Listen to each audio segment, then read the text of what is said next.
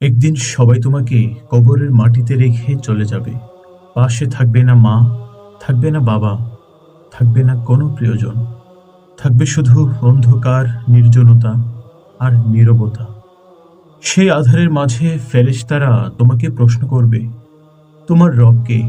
যদি তুমি উত্তর দিতে না পারো, তবে আফসোস ছাড়া আর কিছুই থাকবে না।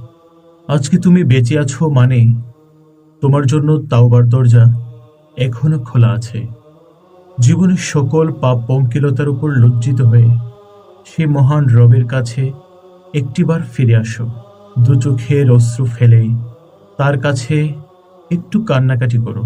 তিনি তোমাকে মাফ করে দিবেন।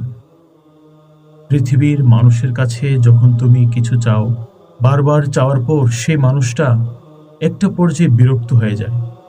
কিন্তু তোমার প্রভু এমন একজন সত্তা, যার কাছে চাওয়ার কারণে কখনোই রাগান্বিত হন না। তাই ফিরে এসো রবের দিকে, তিনি তোমাকে মাফ করে দিবেন।